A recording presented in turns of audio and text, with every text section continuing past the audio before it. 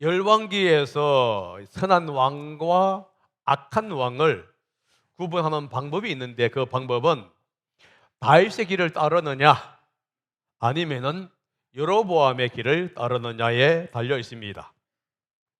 다윗 왕의 길을 따르면은 선한 왕이고, 여로보암의 길을 따르면은 악한 왕이 됩니다. 이 다윗 왕의 길은 하나님의 말씀을 듣고 순종하는 것을 가리켜서 다윗 왕의 길, 이렇게 얘기를 합니다. 반면에 역대기에서는 선한 왕과 악한 왕을 구분하는 방법이 약간 다릅니다. 성전을 잘 관리하고 하나님께 예배드리는 사람은 왕은 선한 왕이에요. 반면에 성전을 잘 관리하지 못하고 하나님께 드리는 예배를 잘 관리하지 못하고 보호하지 못하는 왕을 가리켜서 악한 왕, 이렇게 얘기합니다. 오늘 우리 예수님께서는 온유하고 겸손한 왕으로 예루살렘을 입성합니다. 예수님은 승리의 왕처럼 말을 타고 예루살렘에 올라온 것이 아닙니다. 나귀를 타고 예루살렘에 입성합니다. 이 나귀를 타고 입성했다는 말의 의미는 예수님께서 힘과 권력을 가지고 다스리는 그러한 왕이 아니라 의와 섬김으로 다스리는 왕임을 보여주고 있습니다.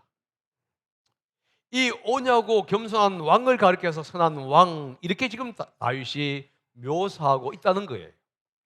왜냐하면 그분은 열왕기서와 역대서에서 말을 하고 있는 선한 왕의 조건을 모두가 다 갖추고 있기 때문에 그래요. 왕으로서 예수님은 재물에 관심이 있는 것이 아니라 하나님께 드리는 예배와 사람을 돕는 일에 관심을 두고 있습니다. 오늘 우리는 이 예수님의 관심을 통해서 교회의 관심이 어디에 있어야 하는지에 대해서 말씀드리고자 합니다. 예수님은 예루살렘을 입성하신 후에 성전에 들어갑니다. 이때가 6월절이기 때문에 많은 순례자들은 예루살렘과 성전으로 들어갑니다. 순례자들이 성전에 들어간 이유 중에 가장 중요한 것은 6월절 제사를 드리기 위해서입니다. 하나님은 백성에게 1년에 3번은 예루살렘 성전에 가서 제사를 드려야 한다고 말씀하셨습니다. 이 3번의 절기가 6월절이고 오순절이라고 부르는 7.7절입니다. 그리고 초막절이에요.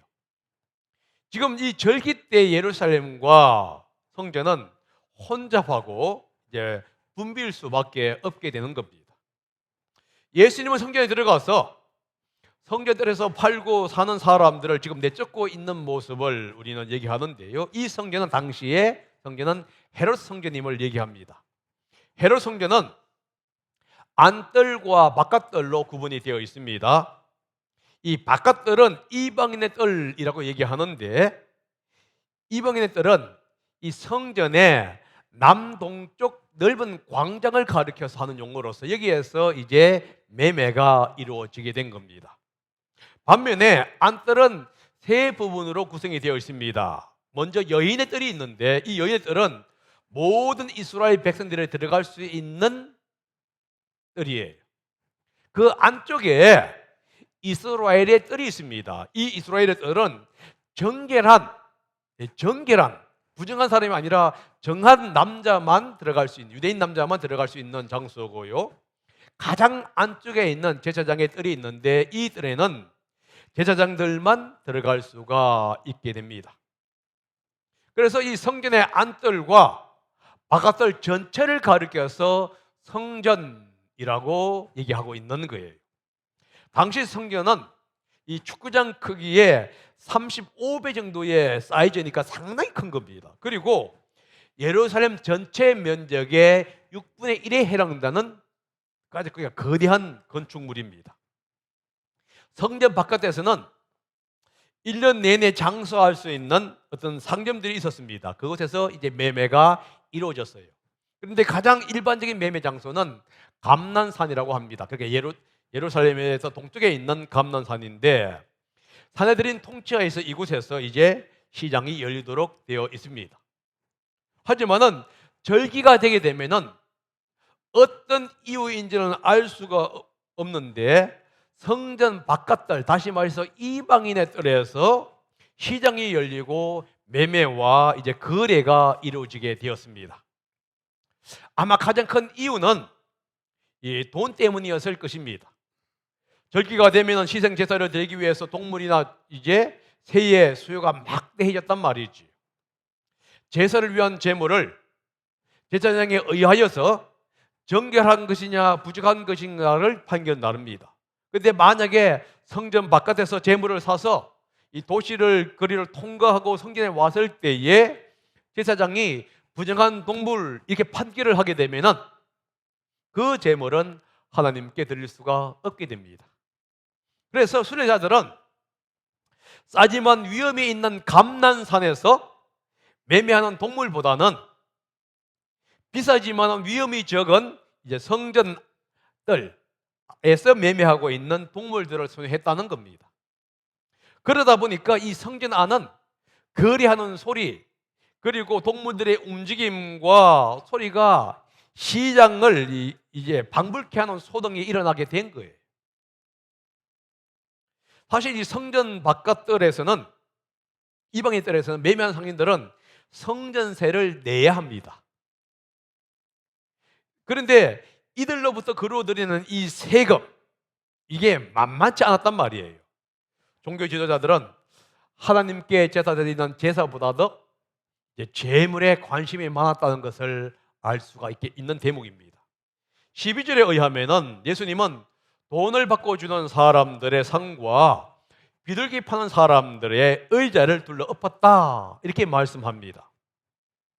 이 말씀을 이해하려고 하면은 당시의 상황을 이해해야만 가능합니다.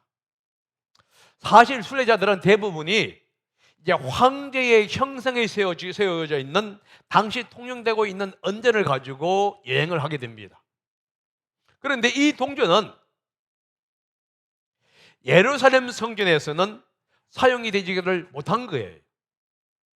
성전에 반세계를 들어가려면 반세계를 내어야 하고, 그 다음에 매매를 하려고 하면은 이 언전을 가지고는 안 됩니다. 그래서 성전에서 통화하고 있는 이 은화를 사용해야만 합니다. 그러다 보니까 자연스럽게 이제 언전을 은화로 바꾸어야만 합니다. 왜냐하면은 황제의 형상에 새겨져 있는 언전은 부정한 것으로 간주가 되어 있기 때문에 예루살렘 성전에서는 사용할 수가 없게 된 거예요. 그러다 보니까 이 동전을 은화로 바꿀 때에 돈을 바꿔주는 사람들은 적정한 가격에서 판매하는 것이 아니라 오히려 부당한 이익을 추구하면서 판매했단 말이지. 비둘기 사람들의 의제를 이제 엎었다는 내용도 비슷한 내용입니다. 비둘기를 제물로 드리는 사람들은 대부분이 가난한 사람이에요. 부유한 사람들은 보통 염소나 양을 주님께 제물로 드리는데 가난한 사람들은 이제 비둘기로 제물을 드렸습니다. 성전 바깥들에서 판매하는 이 비둘기는 일반 가격보다도 훨씬 높은 가격으로 이제 매매가 되어버린 거예요. 그래서 가난한 사람들에게는 상당히 부담스러운 일입니다. 이런 이유로 인해서 예수님은 돈을 바꿔주는 사람들과 비둘기 파는 사람들의 의자를 상을 돌려 엎을 수밖에 없었던 것이에요. 지금 예수님께서는 분노하고 있습니다. 예수님의 분노는 단순히 우발적인 사건으로 인해서 나온 분노가 아니라는 사실을 기억하셔야 합니다. 오히려 계산된 행동이었어요. 예수님이 성전에 들어가니까 막 장사하고 하니까 화가 나가지고 한 것이 아니란 말이에요. 예수님은 자신의 행동이 장기적인 해결책이 아니라는 것을 알았어요. 분명히 예수님이 대폭 엎었지만은 몇 시간 지나면 다시 장사할 것이라는 것을 예수님은 알았단 말이에요. 왜냐하면 성전 사람들은 거기에서 매매를 하니까.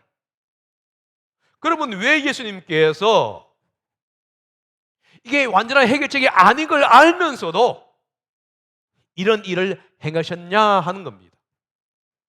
예수님은 이런 행실을 행동을 통해서 재물을 좋아하고 있는 종교 지도자들에게 상징적인 메시지를 지금 선포하고 있는 것이에요. 다시 말해서 종교 지도자들은 재물에 관심이 있지만은 예수님께서는 재물에 관심이 있는 것이 아니라 하나님의 관심이 있고 하나님의 예배에 관심이 있다는 사실을 지금 상징적으로 보여주고 있는 겁니다. 재물이 아니라 오직 하나님께만 집중하는 예배를 드려야 한다는 것을 지금 이 종교 지도자들에게 그리고 백성들에게 선포하고 있는 것이 예수님의 목적이었다 하는 것이에요. 다시 이런 상황 속에서 예수님은 성전을 정화하기 시작한 것입니다. 그러면서 종교 지도자들에게 성전 정화가 합당한 이유에 대해서 이제 구약 성경을 인용하면서 말씀합니다. 13절을 읽어봅니다. 시작. 그들에게 말씀하셨다.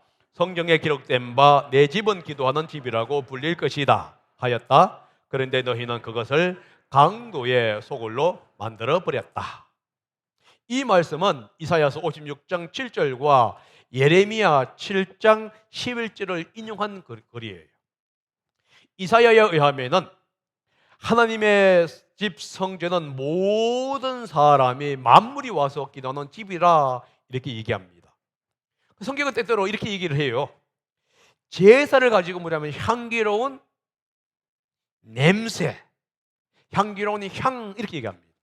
그런데 성경에서 드리고 있는 이 향은 때때로 기도로 이해가 되었습니다. 그래서 여러분들 성경에 요한계시록에 보게 되면 이 향을 사르는 것을 갖고 기도가 하나님께 올라가는 것으로 묘사하고 있어요. 그래서 성경에서 드리는 이 제사는 단순한 제사가 아니라 하나님께 드리는 예배의 삶이요, 기도의 삶이라는 것을 지금 은연중에 얘기하고 있는데, 종교자들은 이 예배하고 기도는 집을 가리켜서 상업적인 행동을 하는 장소로 변질시켰다는 말이에요. 향을 피우고 기도해야 할 공간을 매매의 장소로 변질시켜버린 것입니다. 예루살렘 백성들은 절기 때에 예루살렘과 성전에 와서 하나님께서 베풀어 주신 그 은혜에 감사하는 예배를 드렸습니다. 자신의 죄를 고백하고요, 그리고 그 죄의 고백의 의미로 제물을 드린 거예요. 다시 말해서 하나님의 은혜와 구원의 역사를 생각하면서 감사와 죄의 회개의 제물을 올려드린 겁니다. 이렇게 기도의 집이 되어야 하고 예배의 장소가 되어야 할 그 성전이 종교 지도자들에 의해서 지금 장사의 소굴로 바뀌어 버린 거예요.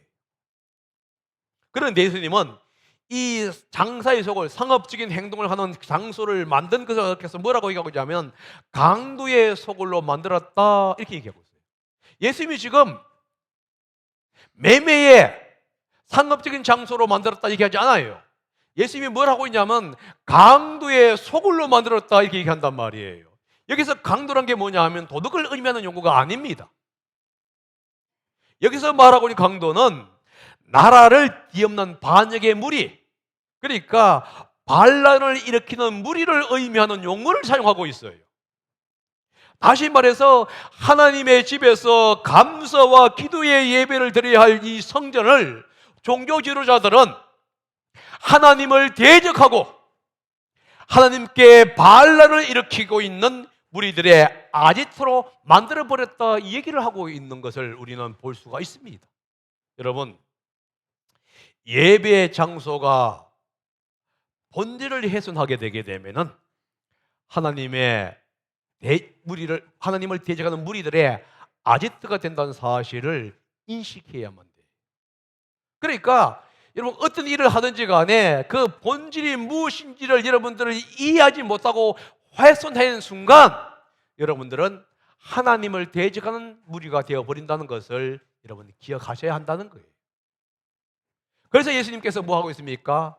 강도의 소굴로 만들어 버렸다 이렇게 말씀하고 있는 거예요. 이것은 심각한 범죄 행위입니다. 종교 지도자들은 돈 때문에, 재물 때문에 하나님께 범죄 행위를 한 것이에요. 돈 때문에 하나님을 반역한 것이 돼요.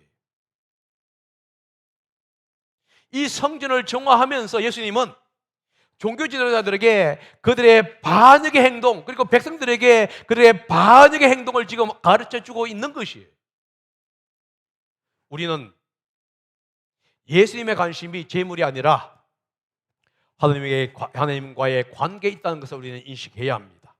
그렇다면 우리의 관심도 하나님과의 관계에 있어야 한다는 것을 우리는 깨닫게 됩니다.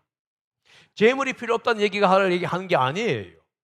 먼저 우리의 관심이 주님의 관심과 일치를 해야만 한다는 거예요. 나의 생각, 나의 간섭이 아니라 하나님의 마음과 하나님의 뜻대로 살아가야 한다는 거예요. 그럴 때 주님께서는 우리의 필요한 부분들을 채워주시는 것입니다. 지금 성전을 정화하신 후에 예수님은 이제 치유의 역사를 베풀어 주십니다. 눈먼 사람들과 다리 저는 사람들을 고쳐주시지요. 14절이 그 말씀을 합니다. 한번 읽어봅니다. 시작. 성전들에서 눈먼 사람들과 다리를 저는 사람들이 예수께 다가왔다. 예수께서는 그들을 고쳐주셨다. 레위기서 21장 18절에 보면은 눈먼 사람과 다리 저는 사람은 제사장으로 섬길 수 없다 이렇게 말씀합니다. 사무엘서 5장 8절에 의하면 다윗은 눈먼 사람과 다리 저는 사람은 다윗의 왕궁에 들어올 수 없다 이렇게 얘기했어요. 그렇다고 한다면은 이들은 부정한 사람으로 간주가 되었다는 것을 우리는 알 수가 있습니다. 부정한 자로 간주된 이들은 성전 바깥 뜰인 이방인의 뜰에서는 들어갈도록 허락이 되었어요. 그러나 결코 성전 안뜰, 여인의 뜰뿐만 아니라 이스라엘 뜰로 들어갈 수가 없게 됩니다. 다시 말해서 하나님께 예배를 드릴 수가 없게 되는 거예요. 이유는 뭐냐? 부정한 사람이기 때문에 그렇습니다. 이 부정한 사람을 지금 치료해주고 정한 사람으로 만들어주신 분이 누구냐? 예수 그리스도예요. 다시 말해서 여인의 뜰로 들어갈 수 없는 이들을 예수님은 치료해 주심으로 말미암아, 정하게 해 주심으로 말미암아 이들에게 이제 이방인의 뜰로 들어갈 수 있도록 해 주었다 이거예요. 그리고 예배를 드릴 수 있도록 해 주었습니다. 여러분, 예수님은 부정한 것을 정하게 하시는 분임을 여러분들 믿으시기를 바랍니다. 그렇기 때문에 예수님은 성전을 정화할 수가 있었던 거예요. 예수님 외에 부정을 정하게 할 수 있는 분은 없습니다. 예수님 외에 부정한 성전을 정한 성전으로 바꿀 수 있는 분도 없어요. 예수님 외에 부정한 이 맹인과 다리 저는 사람을 정한 사람으로 만들어서 예배를 드릴 수 있도록 하신 분은 없다는 거예요. 오직 예수 그리스도만이 가능합니다. 사실 우리는 부정한 사람들이었잖아요. 하나님을 모르는 사람들이었고 죄로 얼룩져 있는 사람들입니다. 하지만 예수 그리스도의 보혈의 피로 우리는 정하게 되었고 하나님 앞에 나아갈 수 있게 되었으며 하나님의 자녀가 되었다는 사실을 여러분 기억하셔야 합니다. 이 예수님이 부정한 자, 여정한 자의 관심을 가졌다고 한다면 그렇다면 천국 백성인 우리도 그들에 대해서 관심을 가져야 돼요. 그들에게 다가가야 합니다. 그들의 필요가 무엇인지를 알고 도와줘야 합니다. 특별히 그들이 예수님의 보혈의 피로 정할 수 있도록 도와주는 것, 이것이 바로 우리가 해야 할 임무라는 사실을 기억하셔야 합니다. 그래서 교회의 관심은 바로 이들에게 나아가야 하는 거예요. 여러분, 물질이 아닙니다. 이들을 위해서입니다. 그래서 교회는 사실 이들을 위해서 투자해야 합니다. 많은 사람들이 얘기하죠. 한 영혼을 구하기 위해서는 이 세상을 것을 투자한다 할지라도 부족함이 없다. 맞습니다. 영혼 구령하기 위해서 이 세상의 어떤 물질도 투자할 수 있다는 마음을 가지는 것이 교회가 가져야 할 사명이라는 사실을 여러분 잊지 말아주시기 바랍니다. 이 예수님의 사역을 이해하지 못한 종교 지도자들은 예수님을 책망합니다.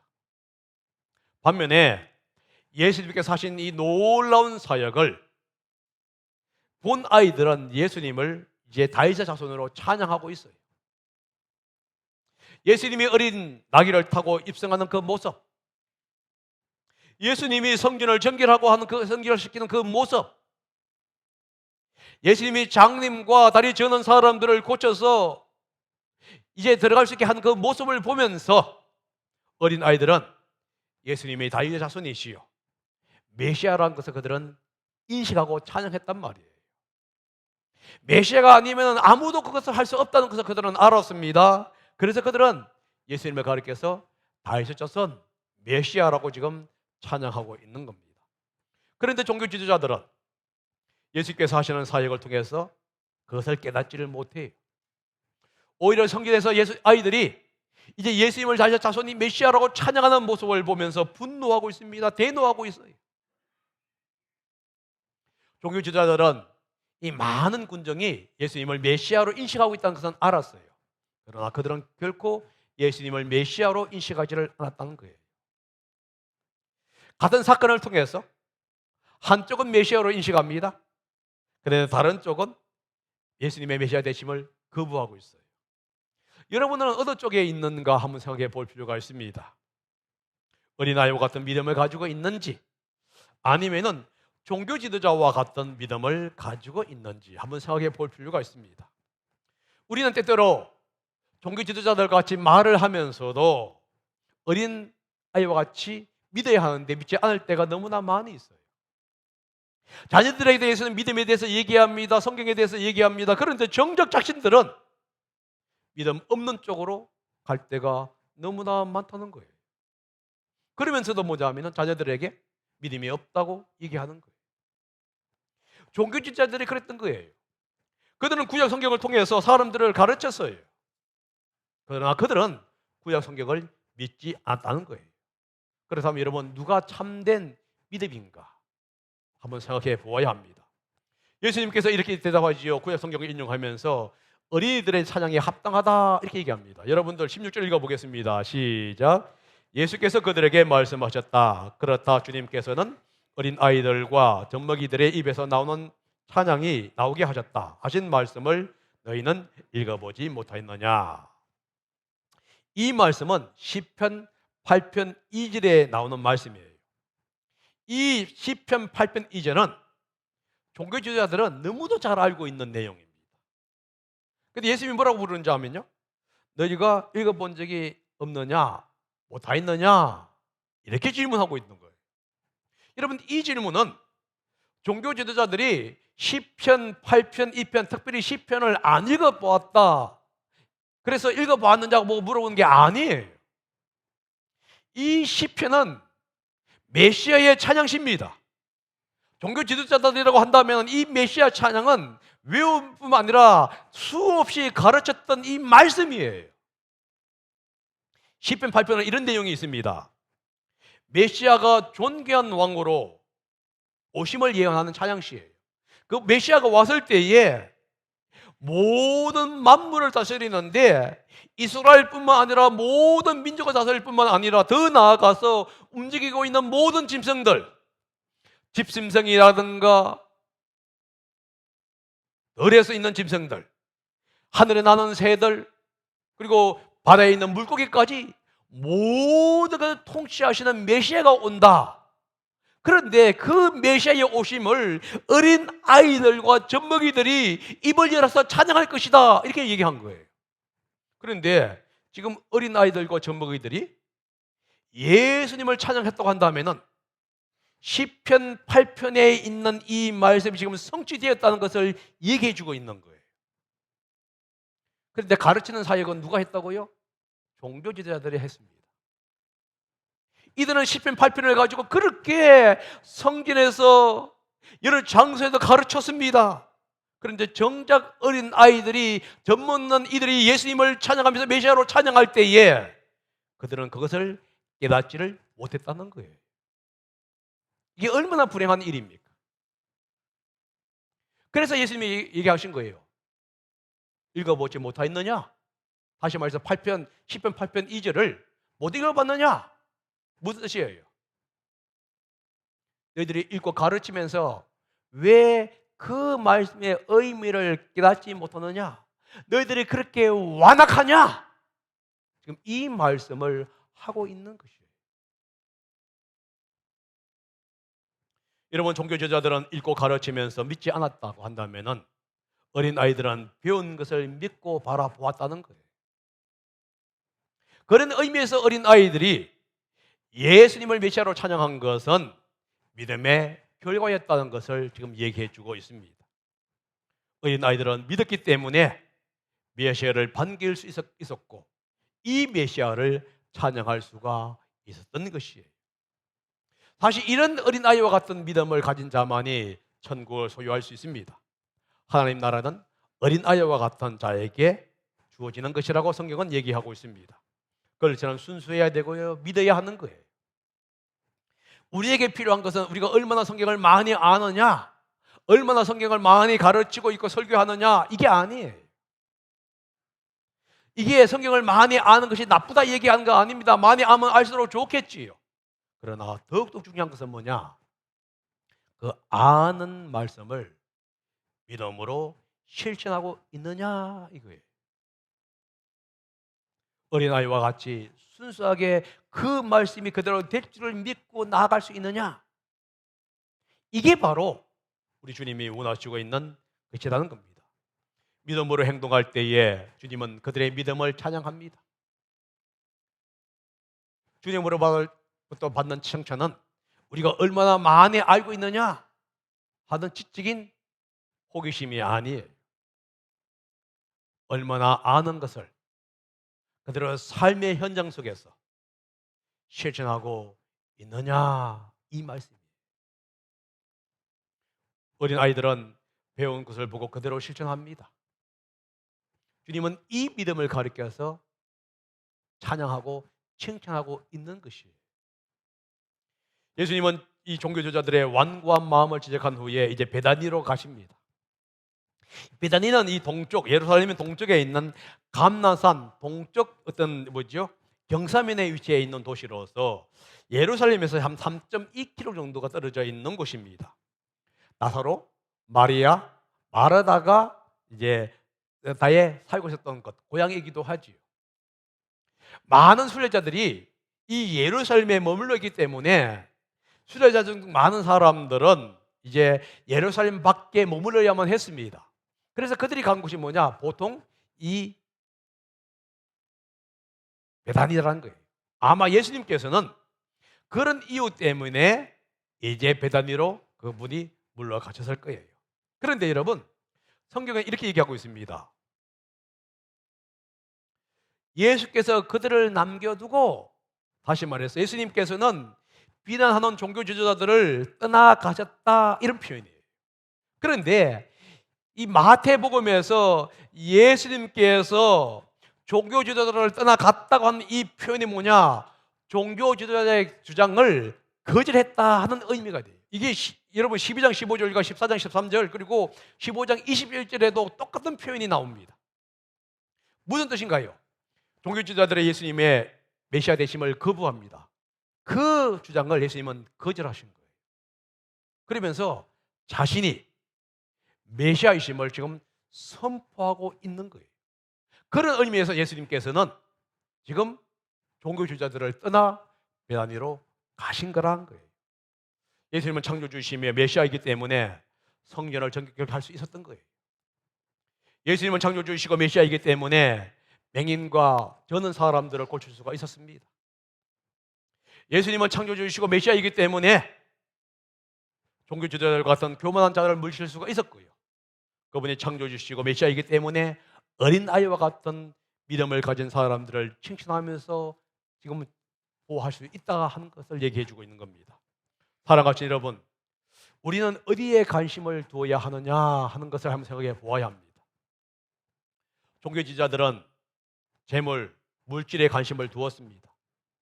그래서 그들은 기도하는 집을 장사하는 소굴로, 더 나아가서 하나님을 반역하는 아지트로 만들어 버렸습니다. 그리고 말씀은 가르치면서 그 말씀을 믿지를 않았다 하는 거예요. 하지만 예수님은 사람을 고치는 일에 관심이 있었습니다. 장사의 소굴인 성전을 기도의 집으로 만들었어요. 부정한 사람을 고쳐서 성전에서 예배드릴 수 있도록 해주셨던 거예요. 어린 아이들의 믿음을 그분은 칭찬했다 하는 거예요. 여러분, 우리의 관심은 어디에 있어야 하지요? 영혼에게 있어야겠지요. 아픈 사람, 영적으로 신체적으로 아픈 사람에게 우리는 관심을 가져야 합니다. 그리고 그들의 필요가 무엇인지에 대해서 관심을 가질 수 있어야 한다는 거예요. 그리고 그들에게 정말로 평안한 것을 제공할 수 있는 교회가 되어야만 돼요. 그들에게 다가가야 되고요. 그들에게 하나님의 안식과 평안을 제공할 수 있는 그런 교회가 되어야 합니다. 교회가 오래되면 오래될수록, 신앙이 성숙해지면 성숙해질수록 사람은 좀 더 부드러워져야 되고요. 평안해져야만 하는 거예요. 얼굴에는 웃음이 가득 차야 하는 거예요.